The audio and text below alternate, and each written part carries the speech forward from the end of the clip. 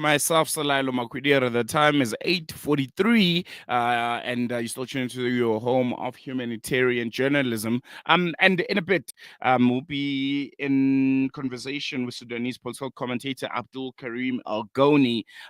As the Sudan civil war continues to rage, a new front has erupted. This is in South Kordofan, with the rebel Sudan People's Liberation Movement. Is accusing the Sudanese army of launching an offensive to seize land. The situation is dire. Artillery shelling in the state capital of Kadugu has reportedly left at least 40 people dead. Civilians are being forced into the line of fire, and tensions are rising with no sign of peace. Meanwhile, the government and the SPLMN are trading blame. Sudan's conflict is already deemed the worst humanitarian crisis in modern history, deepens even further. To help us unpack the complexities of this latest escalation, the role of SPLMN, and what it means for the broader war in Sudan, we're joined by Sudanese political commentator Abdul-Karim Elgoni. Mr. Abdul, welcome to the show. Thank you so much for joining us. Really appreciate it. Thank you, and thank you for keeping Sudan into the table of your listeners. No, definitely. I think this is one issue that deserves a lot of eyes on it. As I mentioned, this is one of the worst humanitarian crises in modern history. And it's quite saddening that, you don't get as much reporting, as much attention on Sudan as it deserves. And that's what we try here. That's what we're trying to do here at Salam Media, which is to amplify, what's happening in Sudan. It's right here in Africa, and it deserves all the attention that it can get. Firstly, to get into the conversation, what do we know about this recent Sudanese army offensive in North Kordofan? Was this a strategic military move or a desperate land grab, if I can put it that way? You see, the Sudan crisis has become very, very complex. At the times where many facilitators are trying to revive the Jeddah Declaration and bringing people to the table, either by the Saudis and the Americans or by the Turks who are putting something on the table, or the IGAD, the war is continuing in Sudan, and now in what we call the new South Sudan, which is South Kordofan. War has erupted 2 days ago.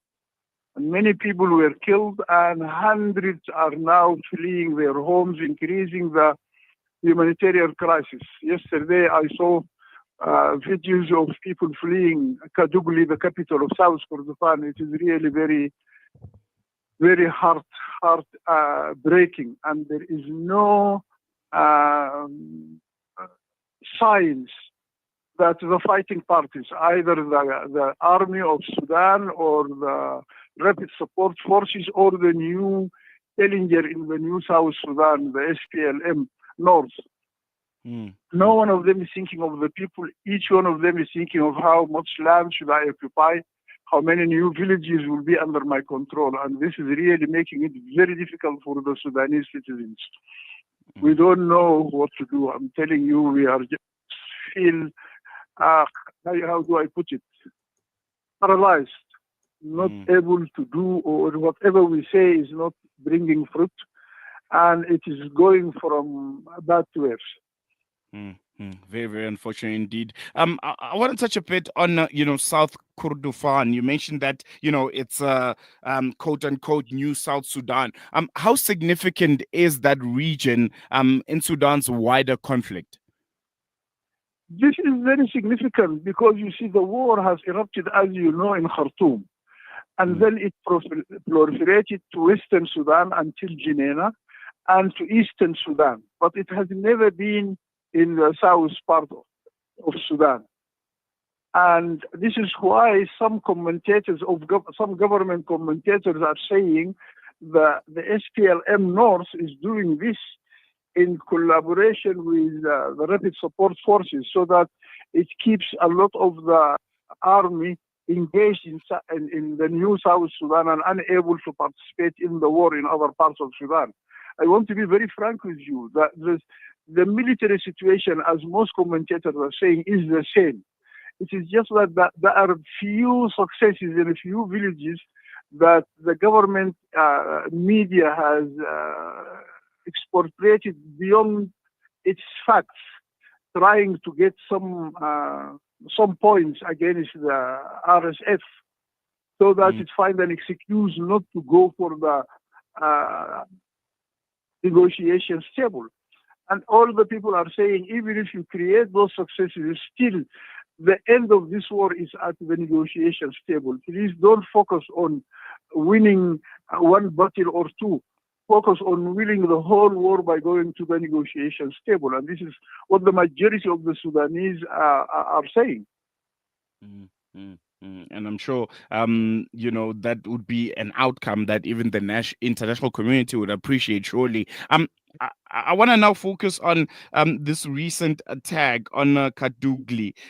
It is reported that, at least 40 plus civilians have been killed. The governor of the region, Mohammed Ibrahim, blames SPLMN for shelling a market, while the SPLMN accuses the army of provoking the battle. In a situation like this, where it's a back and forth, who do we believe? And from your observation, from your analysis, what can we make of the situation? Because there are two sides to the story, and there's the truth. From the information I am getting from the ground, the army tried to seek advantage one area near to the capital of South Kordofan. That is a very strategic point. And they decided to take it from SPLM, and they succeeded in that. And when they succeeded in that, the SPLM tried to do the same in another weak point of the army. Mm. And then after they got that area, then the shelling started between the two parties. And then the shelling is the one that caused the people to run away from their homes. Because the two initial attacks were focused, army against SPLA North and SPLA North against an army barracks.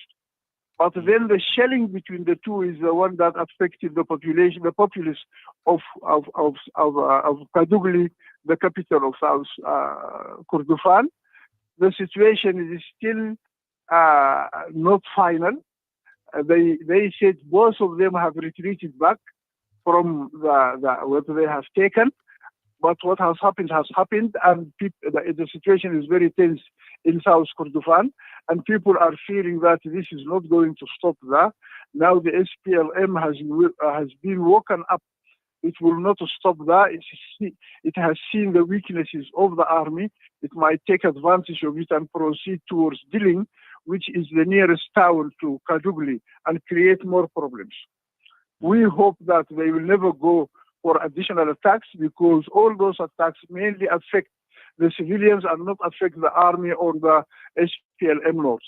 We wish that the civility will be the core of the day, and that they will stop today, and no further attacks will happen, as the main suffering goes to the people, not to the army. And I think we're going to leave it on that note. Abdul, Jazakallah so much for giving us your time. I really, really appreciated you giving us the updates and the latest coming out of Sudan. Thank you very much. I hope that you will also join us. We are going for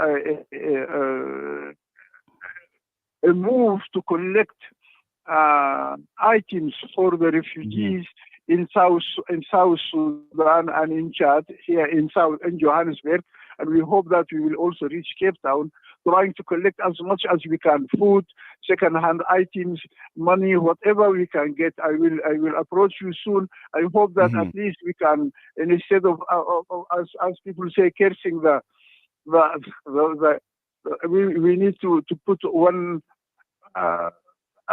candle lighting in this very dark time of Sudan. Thank you very much for taking Pleasure's all ours.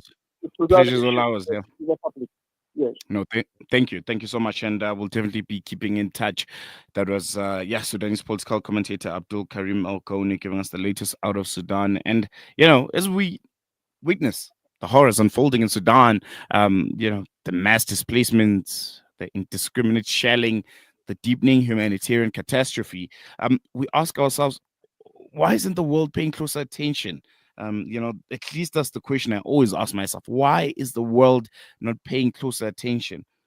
Tens of thousands have died. Over 12 million have been forced from their homes, and entire regions are being torn apart by war. Yet, unlike other global crises, Sudan's suffering is often met with silence or and ignorance. Um, we we rally for Palestine. There are some people that rally for Ukraine.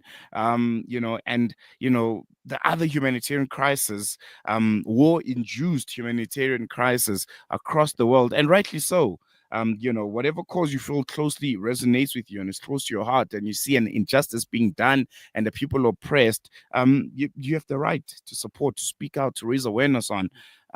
But Sudan too deserves the same outrage, that same solidarity, that same urgent demand for justice. There's this new word that's doing the rounds in the activism field, the intersectionality of struggles. And I think we need to integrate Sudan a bit more. The people of Sudan are not just numbers in a conflict, they're families, children, and communities literally being erased by warlords in a world that refuses to look their way. So, if we truly believe in the universality of human rights, then we must amplify Sudan's cries for peace just as fiercely as we do for any nation in crisis, particularly as a South African, because injustice is where we draw the line. Human rights violations is where we draw the line. We know it. The time to act, to speak out, and to demand international accountability is now. Whether it's for Palestine, it's for Sudan, it's for the people of Myanmar, it's for the Uyghur Muslims, it's for the indigenous people of Australia and the South Americas. Intersectionality. Everyone deserves to have a voice in this world. Going to take a quick break. When we come back, News and Views continues.